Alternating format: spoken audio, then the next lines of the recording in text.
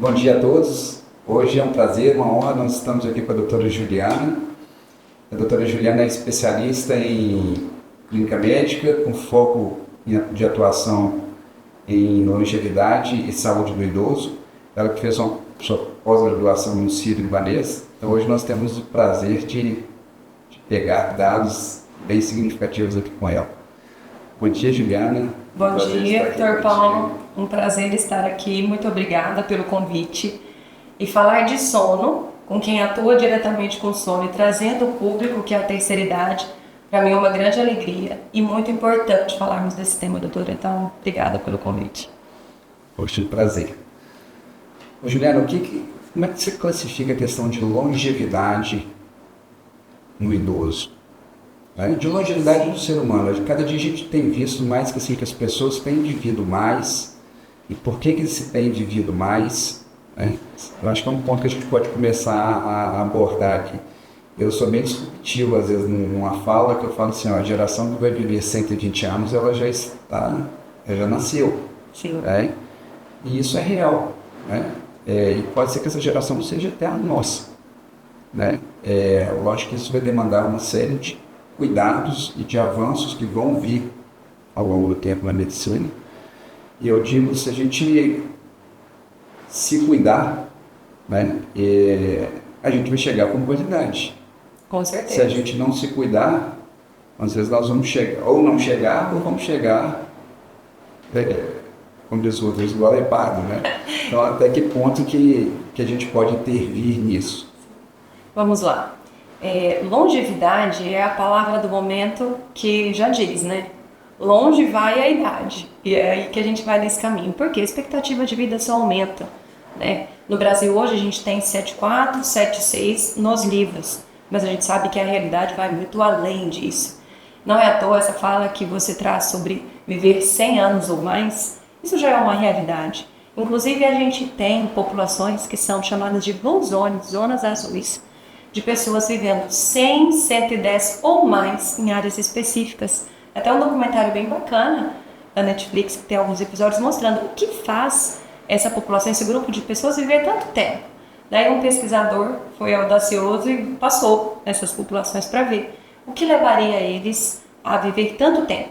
E não só viver mais, mas viver mais tempo e com qualidade, Doutor Paulo? Que envolve o conceito de funcionalidade. Sim. Até não é aquela questão, como o professor Alexandre Silva diz, dar mais vida aos dias do que dias à vida. Precisamos viver mais, mas como viver mais? E o que está fazendo as pessoas viverem mais? Acho que um conjunto de fatores. Hábitos, com certeza. Cuidados com a alimentação, atividade física, cuidados com a memória, cuidado com as relações familiares, cuidado com as doenças e controle das multicomorbidades. E vale a pena dizer o quanto a medicina evoluiu. Sim. Então hoje a gente se tem não só tratamento de doenças, mas a prevenção de doenças cardiovasculares, cerebrovasculares e o entendimento das pessoas de que pode chegar longe. Quando se tem a ideia de que pode se viver muito, vale a pena cuidar. Tem alguns pacientes, assim, hoje é mínimo esse número, que quando chega diz assim, doutor, vamos supor, 75 anos. Tô kit com a vida, Tô pronto, já fiz tudo. Que muitas vezes tem transtorno de humor junto nessa fala. Daí eu pergunto, olha, e se viver mais 20 anos? Como que passa 20 anos esperando? Vamos mirar longe, 95, 100, porque isso de mirar longe, entender que vai viver mais, pode proporcionar mais cuidados de saúde e não somente cuidado e tratamento de doenças. Concordo com você, talvez sejamos a geração dos centenários. E isso cabe a nós escolher que corpo e que mente nós queremos levar para os nossos 100 anos, Sim, porque já vai vir as alterações do envelhecimento, então a gente tem que fazer nosso caminho, não para limitar as alterações que vai chegar, elas vão chegar, mas como que a gente vai lidar com os limites da idade? Qual a poupança que a gente está depositando na conta dos músculos, da alimentação saudável, do sono? Então envolve todo um conjunto de escolhas mesmo. E isso não é só depois dos 60, é bem antes disso. Eu falo, uma coisa que a gente tem que estar preparado desde a infância, talvez, de começar a criar hábitos saudáveis desde a infância. Porque eu digo sempre o seguinte, se você criar hábitos saudáveis na infância, aquilo se perpetua. Com certeza. Um hábito que não seja saudável, quanto mais tempo de vida, mais enraizado esse hábito negativo está. E essa mudança vai ser muito mais complexa. Então, se pegar uma pessoa de 60 anos e começar a fazer atividade física, é muito mais difícil do que uma pessoa de 20, que é muito mais fácil do que uma pessoa de 80. Né? Por quê? Você está acostumado com um hábito de vida tal e uma rotina de vida. Então, eu digo, se a gente começar a mudar isso desde novo, realmente Um ganho o maior. ganho é muito maior. E se torna uma característica familiar, né, Paulo? Exato. Se alguém na casa puxa isso, todo mundo Sim, vai junto de alguma é uma ambiência forma. ali que vai sendo criada, Que propicia, né? né, Um essa ciclo mudança de hábito. virtuoso, não um ciclo vicioso com hábitos nocivos, né? Então isso eu acho que é o caminho futuro. E uma coisa que você falou interessante, assim, é a pessoa se permitir, né, viver mais. Porque é enraizado na mente da maioria, viver 70, 80 anos já é o limite. É o limite talvez hoje. E para algumas classes sociais, algumas classes econômicas, mas se a gente pegar populações específicas que têm mais recursos, muitas vezes você pode conseguir mais estender esse tempo. Né? Quando eu digo mais recurso, não é recurso só financeiro, é recurso de acesso à informação. Com certeza. Então, essa mudança a gente tem que realmente trazer para a população, que são hábitos que vão gerar resultados lá na frente. Eu digo é como poupança financeira. E acho que tem uma coisa interessante que as pessoas vão ter que começar a se cuidar também em relação a isso. Né? É de criar uma renda para você viver 100 anos. Né? Porque até nisso é complexo. Né? E por que tem que aposentar em 60 anos? Se você tem força para trabalhar, por que não trabalhar? Mas foi isso que eu propus, às vezes é muito mais que uma jornada de trabalho. Sim. Né? Eu acho que isso tende a mudar, sabe, Paulo? Porque uma questão importante da gente colocar é que o idoso de hoje é muito diferente do idoso de antigamente. Antes falava 60 anos, né, idoso, a gente já pensava cabelinho branco, bengalinha, dificuldades e limites. Hoje, 60 anos, pleno vigor. Sim. Algumas pessoas, pacientes que têm assim, uma vida controlada, uma comorbidades controlada, nos 80 que começa a sentir um pouco, né? Então, essa questão de se programar até financeiramente é importante. Porque a gente tem que partir do princípio assim, se vamos viver mais, a chance de precisarmos de cuidado aumenta. Cuidado em todos os sentidos. Mesmo que seja cuidado de um cuidador, cuidado com um fisioterapeuta, com um nutri, com um fono. Então, isso envolve custos, envolve a consciência de que pode precisar de cuidado. E desmistificar que precisar de cuidado não necessariamente implica em viver mal. Ou que triste viver dependendo de alguém.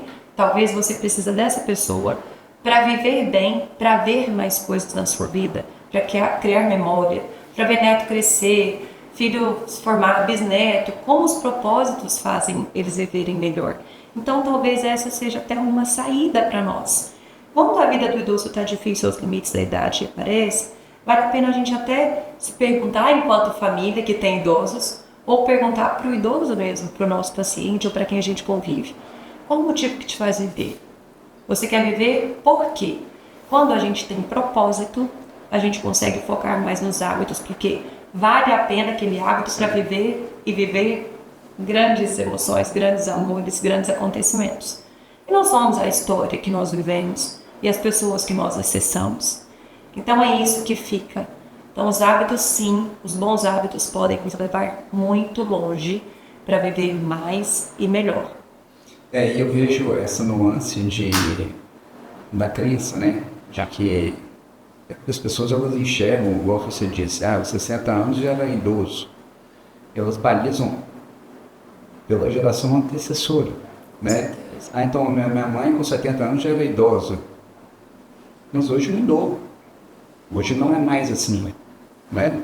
E os nossos filhos vão fazer a mesma coisa também. Então o que a gente, hoje é idoso pra gente, 80 anos talvez, seja uma pessoa que a gente considere. Às vezes os nossos filhos, eles vão estar entendendo, tem outro 80 anos. Porque vão evoluir as coisas, né? E mudar essa mentalidade que eu acho que é bastante significativo. Você deu um exemplo ali no meio, é a forma como se enxerga a velhice, a chegada da senilidade. É um copo meio cheio, um copo meio vazio. Sim. Né? Então, esse ponto de vista que eu acho que a gente tem que mudar, porque isso faz toda a diferença em como enxergar a vida. Eu posso olhar aquilo ali, cara, putz, eu cumpri meu propósito, mas meu ponto de vista, se tivesse cumprido seu propósito, eu tinha batido. Então você tem algo a cumprir ainda. E por que não ter em mente que a partir de 80 anos você tem coisas a cumprir ainda, né? Faz parte do processo. Né? Talvez de outras formas, não com tanto vigor físico quanto tinha, mas com uma mentalidade, com uma espiritualidade muito mais elevada, que aquilo ali pode ajudar muito mais pessoas a enxergar a vida de uma forma diferente, né? Principalmente as gerações anteriores. Uma referência em longevidade, a doutora Ana Cláudia Quintana Arantes, ela dizia bastante pra gente, e essa semana essa frase até rodou em rede social, porque cuidado paliativo está em voga no momento em alguns pontos, porque agora é muito mais visto como especialidade, e ela diz assim que quando a morte chegar, que ela te encontre vivo. O que ela quer dizer? Que a gente precisa viver enquanto está por aqui, enquanto respira. E um ponto, Paulo, que você trouxe num comentário, eu esqueci de pontuar aqui, acho que seja um momento, sobre funcionalidade, não só sobre idade, né? Então, esse idoso de 80 anos, quem é ele? Quando você colocar, com 60 anos pode trabalhar. E que bom se puder continuar trabalhando. Vamos supor que se aposente por um motivo ou outro. Mas isso não pode invalidar a vida do idoso. Porque aos 60, ele ainda tem vigor, tem experiência, tem sabedoria e pode nortear quem está chegando no mercado. Então, o mercado precisa absorver essa mão de obra aí dos idosos, porque eles estão sim em pleno vigor. E vamos falar de funcionalidade. O que é a funcionalidade? Envolve dois conceitos importantes, só para a gente restringir um pouquinho, que é autonomia, poder de decisão, mobilidade, poder de ir e vir. A maioria das pessoas com 60 anos tem isso. Então, quando olha um paciente de 80 anos, tá, ele tem 80, mas quem é ele? Ele não é a doença que ele tem, ele é a forma que ele vive. Com 80 anos, ele vive em família, ele consegue se alimentar bem, fazer alguma atividade física, dorme bem. Esse paciente, a gente precisa investir nos cuidados de saúde e nos cuidados de doença dele. Então, não definir o idoso pela idade, mas sim pela funcionalidade, sobre quem é ele. Sem dúvida. Eu vejo, às vezes, eu opero, né? E as pessoas pensam assim, não, mas eu já estou operado com 70 anos, com 80 anos. Por que não? Porque define um grau de risco cirúrgico numa idade em si. Você pode ter uma pessoa de 70 anos com um risco baixo e uma pessoa de 30 com um risco elevado. E pensa essa pessoa de 70 fazer uma cirurgia e poder viver que seja 5, 10, 15, 20 anos muito melhor porque fez essa cirurgia de correção, Exato. porque colocou uma prótese auditiva, porque dormiu melhor. Exato. É bem isso, né? São conceitos que a gente tem que remodelar isso na população, né? Eu já vivenciei algumas situações, assim, eu sou otorrino também, né? Antes de chegar um idoso, às vezes com perda auditiva, uma pessoa já bem avançada de idade, os familiares questionaram, será que vale a pena pôr um aparelho auditivo, né? Porque às vezes vai viver alguns poucos anos a mais ali. Esse fala assim, cara, como você vai privar uma pessoa, primeiro, não sabe quanto vai viver. Se você viver um dia mais bem vivido, por que não? Né? Então essa limitação, na verdade, ela não tem que existir. Né? Porque eu sou idoso, eu não tenho que cuidar, eu não tenho que buscar o jogo. Né? Eu tenho que prezar por uma cirurgia, eu não tenho que prezar por fazer academia, eu não tenho que prezar por comer melhor, porque eu já sou idoso. Não. E empoderar os idosos para isso mesmo, né? Não só os familiares, mas o idoso entender que ele tem o direito de buscar recursos, que nunca é tarde para mudar ou para buscar vias de viver melhor, não só viver mais. Sim, sem dúvida. O meu pai tem um exemplo muito interessante em casa. O meu pai, com 70, hoje ele está com 86 anos, com 79 anos ele teve um problema na válvula cardíaca. Então ele começou a ter opções e foi sugerido a ele fazer a cirurgia. E ele vinha acompanhando ao longo dos anos isso, já sabia que uma hora ia ter que fazer. E ele optou, tinha dois tipos de cirurgia. Uma cirurgia que era menos invasiva, que queria pôr uma válvula de 10 anos. E uma cirurgia aberta, que queria pôr uma válvula de mais tempo, se não me engano, 20 ou 30 anos, não sei. Ele optou pela aberta e fez. Ele acreditava que ia viver mais. Sim, tem 7 anos. Olha só. Então, assim, pra você ver como é que é a nuance, né? Outra que ele usa aparelho auditivo também. Então, assim, ajuda muito na qualidade de vida, Muito, né? muito. A perda auditiva, a gente sabe que ela isola a pessoa, né? E nós somos seres de contato, nós somos seres sociais. A espécie humana não é um ser isolado, é igual um guepardo, que vive sozinho. Nós somos seres de comunidade, eu falo, nós somos famílias de leões, né? E aquilo é importante para a comunicação. Ô, Juliano, mudando um pouco, quais são as doenças hoje que mais têm afetado, que têm matado, né, a população idosa, né, que gera essa morbidade, essa mortalidade? Deixa eu ver. Antigamente, a gente tinha mortes mais precoces por doenças infecto-contagiosas. Hoje, a gente vive mais, mas temos mais doenças crônicas, que são as doenças cerebrovasculares, doenças cardíacas, doenças pulmonares. E como se vive mais, eu até faço com eles essa continha. Vamos viver mais, mas quanto mais vivemos, temos mais chance de termos mais doenças. Se termos mais doenças, mais medicações, mais tratamentos, mais cirurgias. Então a gente tem um aumento muito grande das neoplasias, porque a idade é um fator de risco para todos os tipos de câncer. Temos mais pacientes com consequências sequelas de AVC, infarto, com limitações funcionais do ponto de vista cardiopulmonar, mas vivendo, dentro dos limites, mas vivendo. Então hoje a gente tem um maior acometimento de mortes por doenças crônicas e não por doenças infecto-contagiosas. E uma outra caixinha bem importante da gente falar são as doenças neurodegenerativas, principalmente aí pensando na questão das demências, né? Hoje em dia se fala, nossa, tem tanta demência. Na verdade, antes não se diagnosticava tanto e não se tinha também pessoas vivendo tanto tempo. Então, quanto mais se conhece o diagnóstico, mais se diagnostica, mais se trata. E entender que as demências, todo mundo imagina como problema de memória, né? Quando a gente fala do idoso, demência envolve transtorno cognitivo. Cognição é a nossa inteligência. Então não é só memória, é a linguagem, é o poder de decisão, é a capacidade de se perceber no ambiente. E dentro disso temos um espectro, né, de doenças, sendo a mais prevalente a doença de Alzheimer, que possivelmente a gente vai abordar um pouquinho também em relação aos hábitos. Sim. Eu vejo que, por exemplo, quando você fala as doenças infecto-contagiosas, o que aconteceu que elas diminuíram? Elas diminuíram muito pelo aspecto preventivo, né? Lógico que tem um aspecto curativo também, que hoje tem antibióticos que ajudam bastante aí, mas muito o processo preventivo ajudou muito, principalmente com vacinas. Eu vejo isso, a gente está caminhando para uma medicina agora, dela prevenir essas doenças degenerativas, essas doenças crônicas degenerativas, que elas vão vir, e fazendo uma analogia, pensando assim, um carro que anda muito, e aí a gente completava o pneu, antigamente o pneu era com câmara, hoje o pneu já é sem câmara, isso já aumentou, melhorou bastante essa nuance. Aí vão surgir tecnologias mais modernas que vão diminuir isso mais ainda, com certeza, certo? Como é que a gente transpõe isso para a medicina? O que a gente pode fazer? A gente sabe que já existem bastante medidas, né? E medidas simples, não são medidas complexas, né? Que a gente previne isso. Então, por exemplo, a gente pode pegar dois pontos. Então, um infarto eu posso prevenir. Eu ponho um stent hoje. Então, eu infarto se eu não me cuidei em relação à prevenção de colocar um stent antes.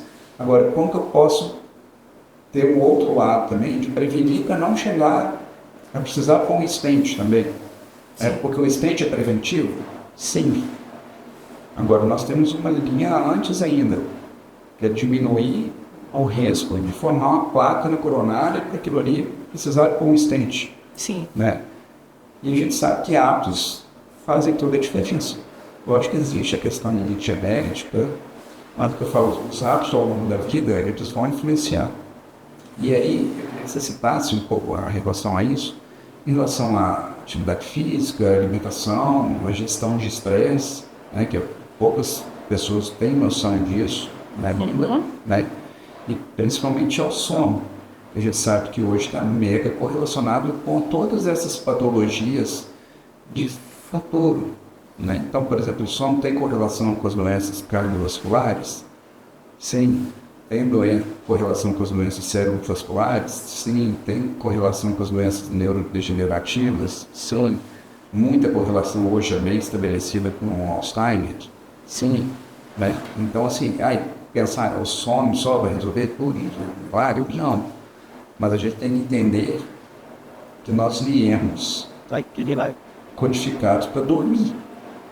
Né? E as pessoas têm uma falsa ilusão de que dormir é perder tempo. Que dormir é o organismo desligado. É como se pegasse aqui, eu desliguei o ar-condicionado, a luz dessa sala aqui agora, então ele está em um processo inativo. Na verdade, não é real isso. O sono é um processo extremamente ativo. Sim. Que o organismo está trabalhando, que o organismo está limpando o resíduo tóxico, né, o lixo que foi produzido durante o dia. Então, por exemplo, você abordou a questão do Alzheimer, né? Hoje a gente sabe que bastante está correlacionado com a proteína no cérebro. Então, tem que chamar beta-amiloide. E as pessoas que dormem pouco, elas têm uma higiene menor, uma eliminação menor dessa proteína. Então, isso favorece com que a pessoa desenvolva o Alzheimer. Né? Isso foi descoberto em 2015. Acho que é até legal abordar um pouquinho isso aqui, mas existe o sistema linfático. Né? O sistema linfático é o sistema que limpa o organismo como um todo. E o cérebro, não existia o sistema linfático. E assim, era muito questionável isso, porque assim, cara, o órgão que mais é ativo no nosso corpo, o órgão que é o centro da gestão do nosso organismo, o órgão que consome 20% do oxigênio que a gente respira, e ele não vai ter um sistema de limpeza. Em 2015, 2 pesquisadores descobriram o sistema linfático, né? E que esse sistema funciona melhor durante o sono. O sistema que vai fazer essa higiene cerebral, né? E que vai atuar em uma série de fatores emocionais, comportamentais. Como é que você enxerga isso, essa evolução?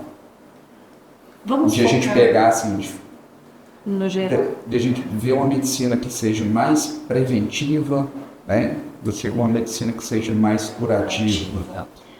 Se o senhor me permite, eu queria fazer um link de tudo isso que você disse com o sono. Porque assim, a atividade física a gente vai falar sempre, porque sim, faz no idoso que ela tem um motivo principal, que é continuar funcionando, né? Questão de controle de estresse, questão de alimentação e sono. Vamos trazer isso tudo para o sono, que eu acho que é importante demais a gente focar nessa questão dos idosos. Quem faz atividade física dorme melhor. Pensando aqui para os idosos, tem tipo de atividade que é multimodal, intercalar o aeróbico com a força muscular, preferencialmente pela manhã, principalmente se for uma atividade intensa, para esse corpo relaxar a ponto de à noite ter um sono confortável. Então, atividade física ajudando no sono, que é um hábito que vai ajudar ele a viver melhor. Já já a gente fala específico do sono. Alimentação. Quando a alimentação é adequada, ela ajuda na atividade física bem desenvolvida e na prevenção de queda, no aumento da força muscular. E a alimentação também ajuda ou atrapalha no sono. Uma alimentação equilibrada ajuda o sono à noite, ajuda no controle de doenças, da mesma forma que alimentações copiosas fora de hora, principalmente à noite, no período noturno, pode prejudicar o sono. Outra questão é controle de estresse. Nos idosos, geralmente, mais de 50% dos casos, a insônia ou distúrbios de sono vem acompanhado de transtornos de humor e de doenças neuropsiquiátricas, né? Neuropsicogeriátricas, na verdade. Então, esse controle do humor, ele pode favorecer ou atrapalhar o sono. E agora, falando do sono em si, da importância dele para os idosos. Você já colocou muito bem aí, né, dentro da sua área e todos os motivos de um bom sono.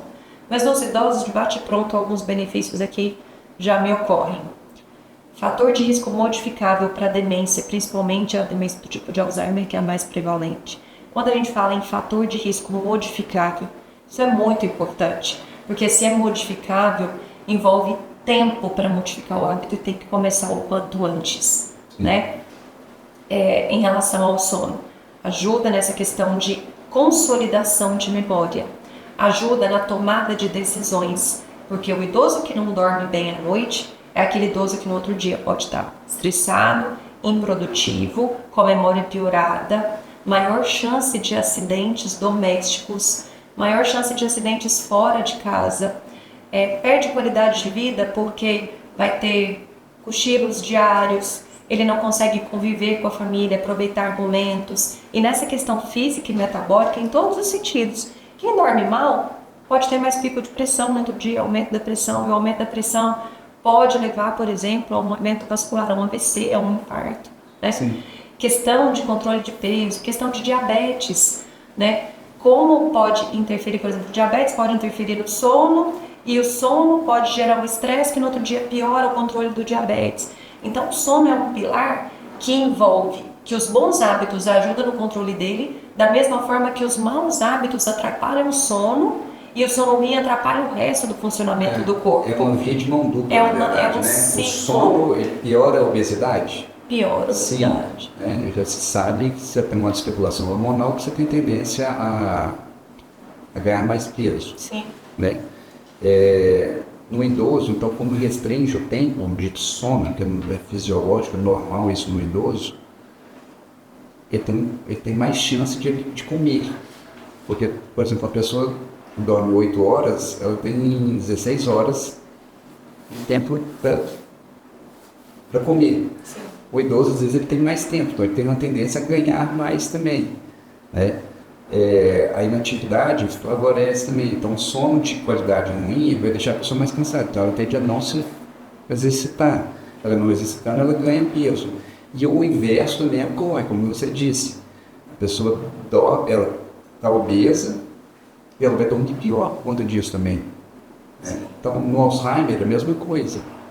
O sono piora o Alzheimer, e o Alzheimer piora o sono. Então, é uma coisa interligada, né? Na verdade, todos esses pilares que você citou, eles são interligados.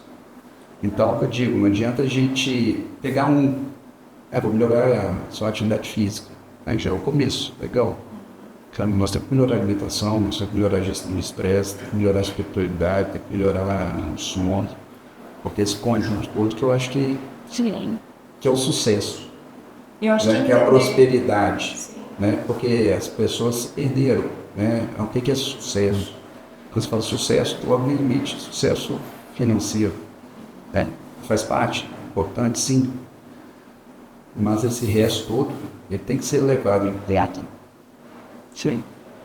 E penso assim, Paulo, que o sono ele precisa ser encarado, isso do ponto de vista agora para nós profissionais e para os pacientes levarem isso para as consultas. O sono precisa ser uma prioridade. Então a gente precisa falar queixas de sono, o paciente precisa falar, o médico precisa perguntar, porque realmente ele é um ponto-chave em vários sintomas. Sabe aqueles sintomas inespecíficos da terceira idade? Fraqueza, tontura, sonolência diurna excessiva, né? E para entender esse contexto, muitas vezes não cabe só mudança de hábito. Cabe controle e manejo de medicações, né? A medicação do dia está adequada, da noite está adequada. O que é próprio do envelhecimento mesmo que vai acontecer? Bem disse, né? O tempo de sono do idoso que ele precisa é um pouco menor. Só que ele tende a querer dormir mais porque tem um tempo mais ocioso.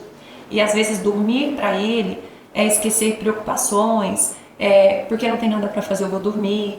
Daí ele começa a deitar mais cedo, acorda no meio da madrugada e quer dormir mais, sendo que o corpo já cumpriu a função de sono.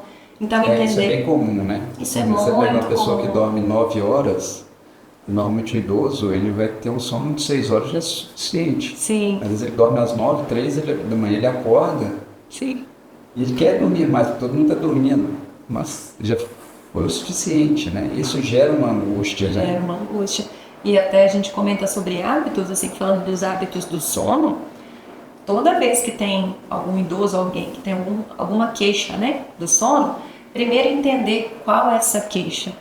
né? Tem até um mnemônico que a gente fala, esclarecer, atuar e depois colher os benefícios disso. Então, esclarecer. Por que que tá dormindo pior? E no idoso é uma gama de fatores, né? Tá dormindo pior porque os hábitos, o hábito da casa, o horário que deita, em relação às refeições, tomada de medicações, controle de doenças, porque tem algumas doenças que, quando descompensadas, pioram o sono, né? Doenças do coração, insuficiência cardíaca principalmente, né? Que o paciente tem dificuldade de ficar deitado na cama, ou tem tosse, ou tem falta de ar. Doenças pulmonares, diabetes, que pode dar uma sensação aí, uma vontade de comer com uma pré-hipoglicemia noturna, doenças de tireoide, doenças de próstata, isso para os idosos é um problema, porque aumenta a quantidade de vezes que vai ao banheiro e, consequentemente, aumenta-se o risco de queda. Então, eu vou dizer para eles assim, não pode ir para a cama para esperar o sono, tem que ir para a cama com sono. E para dormir, não envolve, deu horário de dormir, vou deitar e vou dormir. Você começa a preparar para o sono muito antes, no seu dia, com o que você fez nele, atividade física, o horário que você comeu. Brincar que você começa a preparar para o sono antes você acorda. Exatamente. E a questão de, durante o dia, você prepara o seu corpo para dormir, por exemplo. Quem vê a luz do sol durante o dia controla o nosso ciclo circadiano, que é o nosso corpo entender o que é dia e o que é noite. Até o tipo de luz, né, Dr. Paulo? Qual luz que a gente está se expondo? A luz solar, ela é um fator para que, quando escureça, a gente produza naturalmente o nosso hormônio do sono, né? Então, eu penso, até para a gente fechar essa questão dos hábitos, falando que eles previnem doença e eles podem piorar as doenças, a gente lembrar do básico, que o básico funciona. E o que é o básico para se viver bem e viver mais? Comer bem, dormir bem, fazer atividade física, ter boas relações e cuidar da nossa espiritualidade. Que nós somos, as principais dimensões de estar nesse mundo é a física, emocional, espiritual, social e familiar. Hoje a gente sabe que a medicina, se ela cuidar só do corpo físico, é um tiro que sai pela culatra, porque nós somos muito mais que isso. Eu acho que todos esses atos, você colocou muito bem, pode nos levar longe ou pode nos atrapalhar bastante. Sim. Falando de hábitos, né? Eu vejo, vamos pegar um pouco disso aqui no idoso. O celular, acho que está virando um fator causal epidêmico de problemas de sono. E eu tenho visto bastante, não sei se você tem visto isso em consultório também, de pessoas, porque o idoso às vezes ele não tem muita função externa, né? E aí ele começa a mexer com o celular e aquilo ali tem criado um vício fora do comum. Né? Eu vejo tanto em jovens quanto em idosos disso. E o quanto que isso tem interferido no sono. Não sei se você tem... Bastante. E assim, Paulo, não só do idoso, mas do cônjuge. Porque às vezes em consulta eles vão juntos na maioria das vezes. Se um tá no celular, porque assim, às vezes o poder de ouvir dele é menor do que o do outro, então eles não têm tanto filtro e do controle do celular, da luminosidade da tela, do volume que está ouvindo o áudio. Então, se está ali no celular, quem está do lado também não dorme. E geralmente quem está do lado é idoso também. Sim. Então, o celular pode atrapalhar, assim, no geral. Cada vez mais estão usando o celular. Tem um ponto muito bom que a tecnologia chegou para todos, mas isso tem horário. E não só de ver coisas. O nosso cérebro é inteligente. Se você está tentando dormir, você mostra para ele algo que tem movimento, luz, som, a atenção volta para aquilo ali, né? Então, com certeza atrapalha. E a questão de ver hora também, né? Pega o celular, bater o olho e nossa, já tantas horas e não dormir. Então, realmente, esse hábito do celular não é um problema de saúde de jovens, é uma questão dos idosos que precisam conter esse hábito. Antigamente, a gente falava de TV no quarto e ainda é um problema.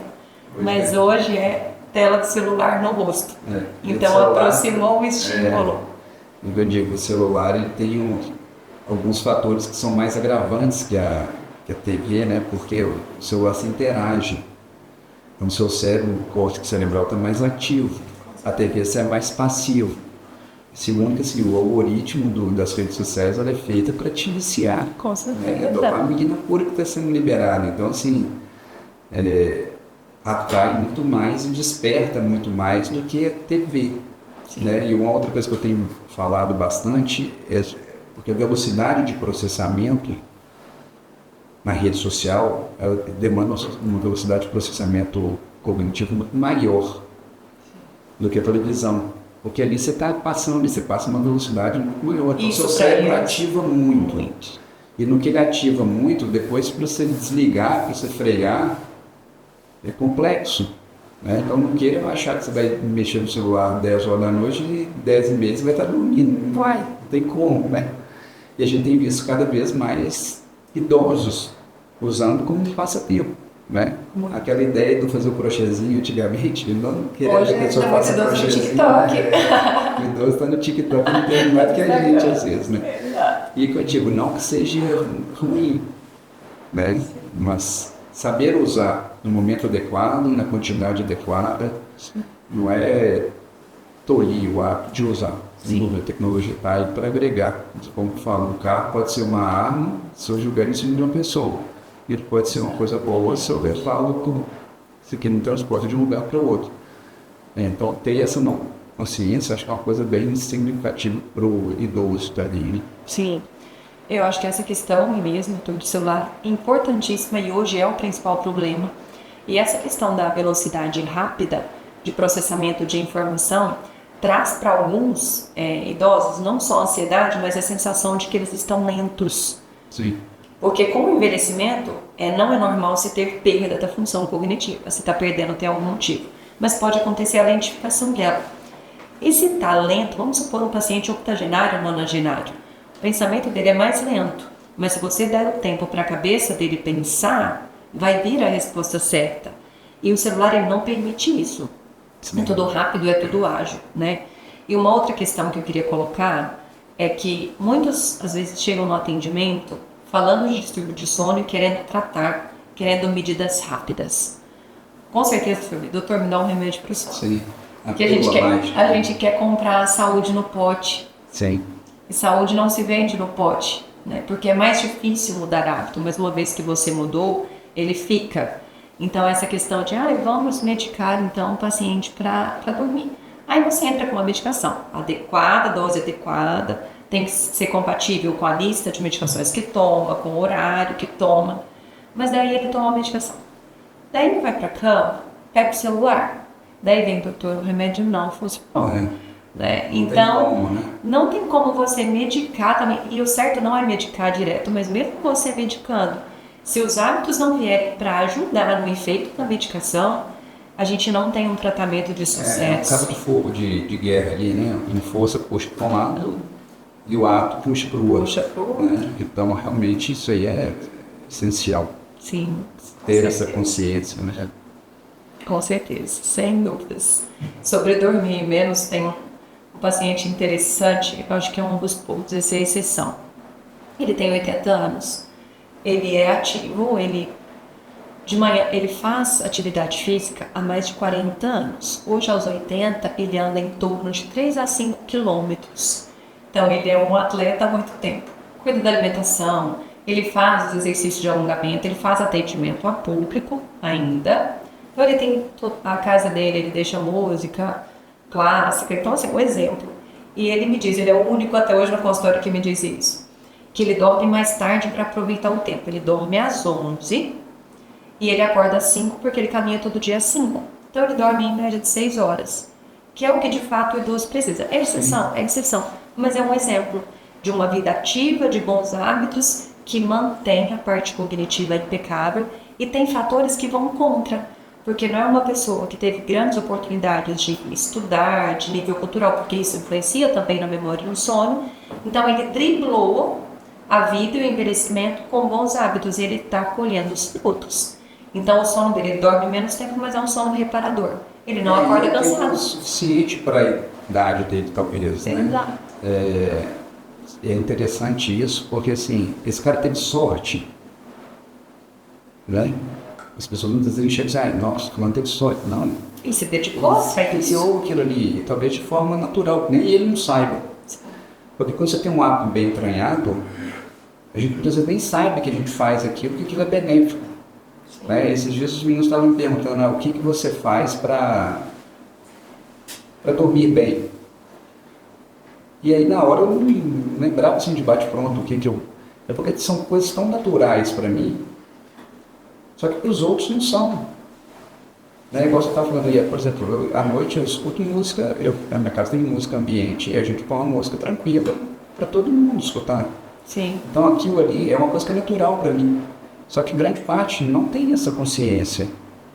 Né? Então se assistir um filme de terror ou ver uma notícia ruim à noite, aquilo você vai levar para a rua. Né? Então essas nuances pequenas que às vezes um senhor desse teve consciência, de maneira às vezes inconsciente, adquiriu esses hábitos e fez com que ele tenha uma vida bacana. Né? A gente vê bastante aqui, acho que não convém citar nomes, mas tem vários pacientes nossos, né, com 70, 80 anos que jogam bola ainda, né? E por que não modelá-los, né?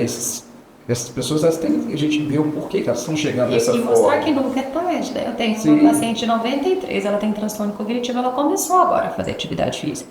Até a filha perguntou, mas assim, ela nem sabe o que está fazendo, mas a gente prepara o corpo dela para quem está cuidando. É uma coisa para mim também. Ah, tem chance de ser. Ela começou a tratar a apneia de sono agora, com 93 anos. Sim. E daqui a pouco tempo a gente fala assim, putz, mas cara, 93 anos começar a tratar disso agora, mas por que não? Sim. Né? E a gente pensar, agora saindo um pouquinho dos idosos, né, pô, nos adultos, me preocupa um pouco a nossa geração, porque a gente vive como se não fosse envelhecer. Sim. Quando chega ao limite da idade, percebe que envelheceu. Nós temos hoje um público de adultos que querem dominar tanto a mente e o sono que não conseguem dormir. Então, quer remédio para ficar acordado durante o dia, remédio para dormir à noite. Isso. E essa geração está envelhecendo. Então, será que ao mesmo tempo que vamos viver mais, podemos ter mais pacientes, pessoas com demência e piorando a qualidade de vida por privação de sono e por maus hábitos? Então, a reflexão inversa também E eu acho que por medicações aí sem nexo nenhum, né? Não sei se você tem visto isso. Muito. Pessoa tomando remédio para dormir. Muito. Né? E tomando remédio para acordar. Sim. Os tempos da vida. Quer ligar e desligar o cérebro, assim, a depender do que tem para fazer. Exato. Sim. Infelizmente não funciona assim. É o que eu falo, estamos fritando neurônios sem saber. Sim. E o risco de... E a conta chega. A conta vai chegar. Esse fato. Juliana, outra coisa que eu queria que você comentasse em respeito a banco muscular. Né? Hoje é uma coisa que está bem em voga também. Sim. E que eu digo, é um preparo ao longo da vida. Grande parte dos problemas do idoso, às vezes é por uma fragilidade física. Né? Diz que a fragilidade física vem de quê? Da falta, muitas vezes, de musculatura. É um idoso que ele cai mais fácil. Com certeza. Né? Que é um grande É um problema idoso para que nós. limita de fazer algumas atividades. Sim. Por conta de não ter a musculatura e a flexibilidade também adequada, e que é perfeitamente prevenível, né? Com certeza. A gente tem na terceira idade um nome muito falado, que até vale a pena a gente colocar, que é sarcopenia, osteosarcopenia, que é quando esse músculo está fraco. O que eu costumo dizer para os idosos lá no atendimento?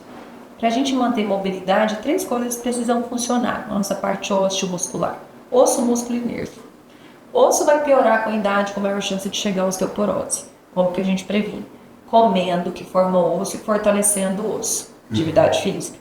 Músculo, nutrição. Bem disse aí dessa parte.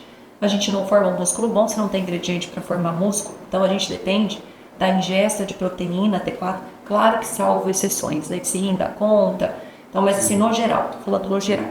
Ingesta de proteína. Para comer carne, os idosos não gostam muito. Será que é a dentição que está prejudicando? Será que é a consistência? Será que tem disfagia, que é a dificuldade de engolir? E quando a gente fala de músculo, o doutor costuma dizer para eles, a gente lembra só de mobilidade, né? De braço, de perna. Mas o corpo inteiro é músculo. Precisa de músculo bom para engolir melhor. Precisa de músculo bom para respirar melhor. Muito cansaço vem da falta de condicionamento. Sim. Entre os ossos tem as fibras musculares. Para esse pulmão expandir, ele precisa de estar com o músculo em dia. Então, a gente precisa fazer essa melhora muscular, essa prevenção, tanto prevenção quanto tratamento. Né? Tá fraquinho, é da idade, não tem músculo da idade. Não, não é da idade. Porque se ele tem músculo fraco, o osso está fraco, a coordenação motora não ajuda, ele vai cair. E se ele cair, ele vai para a cama. Cuidar de alguém na cama é muito difícil e viver na cama pior ainda, Sim. né? Então a gente precisa sim cuidar dessa parte osteomuscular, porque ela define independência, ela define qualidade de vida.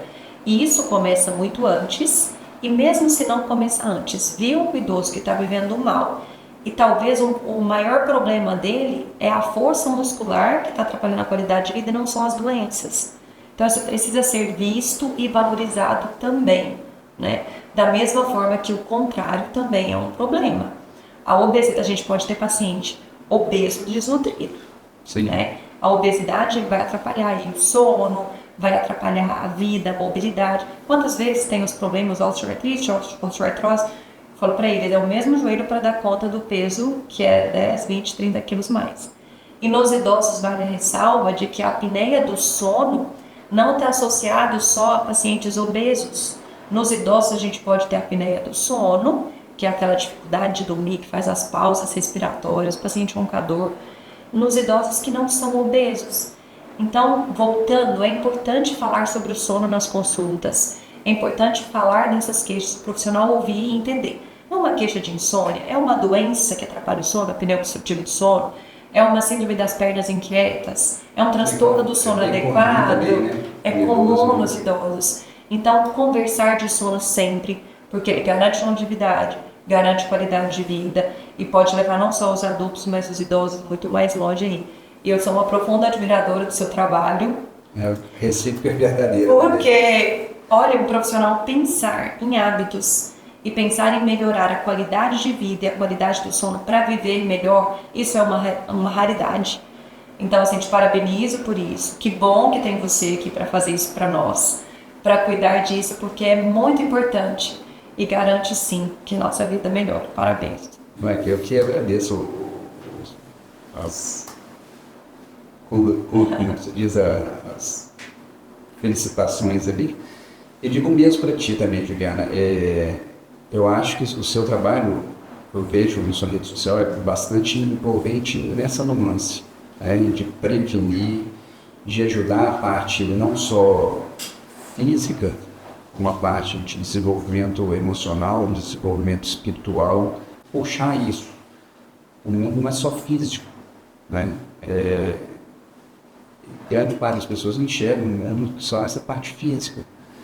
A gente ajudar nesse aspecto, nesse contexto todo, eu acho que o físico tem muito a se cuidar também, mas é bem importante, né? A gente cuidar dessa integralidade no ser, né? Sim, isso eu acho que você tem buscado também com bastante maestria.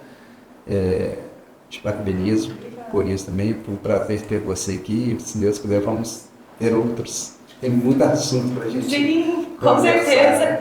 Às vezes trazer outras especialidades junto também, né? Que eu falo, a gente buscar, por exemplo, na questão do muscular, né? Trazer um nutricionista para entender melhor o que comer, né? Para o educador físico, para educar o que fazer, né? Eu vejo hoje, nós temos uma oportunidade de negócio imensa, que, por exemplo, são as academias de idosos, né, que hoje quase não se tem. O idoso, muitas vezes, ele fica constrangido de uma academia normal, porque as academias não são feitas para os idosos. Né? Eu acho que isso vai mudar. Vai mudar. Então, ter essa visão contextual completa, eu acho que é o mais significativo para a gente evoluir e para a gente evoluir outras pessoas, né? Para a gente prosperar e prosperar os outros. Então foi um prazer, uma honra ter você aqui. Vamos marcar outros. Vamos sim, obrigada pelo convite, obrigada Luiz também, que é da equipe aí que favoreceu esse momento para nós, né? E eu trouxe uma frase final do Alexandre Kalash, que ele é hoje um idoso de 79 anos, ele é especialista no estudo do envelhecimento há 40 anos. E ele diz que o envelhecimento precisa ser entendido na perspectiva do curso da vida. Ninguém acorda de repente mais velho. As pessoas são o produto dos anos vividos. Sim, sem dúvida. E que vamos fazer nesses anos vividos, né? Sim. Isso, muito obrigada. E eu tenho orgulho de estar envelhecendo, porque isso não é um problema, né? Eu tenho 49 anos, cara, eu não tenho receio nenhum de falar é a melhor das né? possibilidades, a outra não está mais aqui. Até mudar esses conceitos, né? Principalmente no sexo feminino, que às vezes tem aquilo, nossa, perguntar a idade para a mulher é ofensivo. Por quê? Hoje tem Qualquer vergonha disso, né? Você tem que ter é o inverso, é o orgulho de que a idade que tem e buscar. orgulho do caminho que está fazendo. Exato. Bem isso. Obrigada. Foi um prazer. Até a próxima. Continua.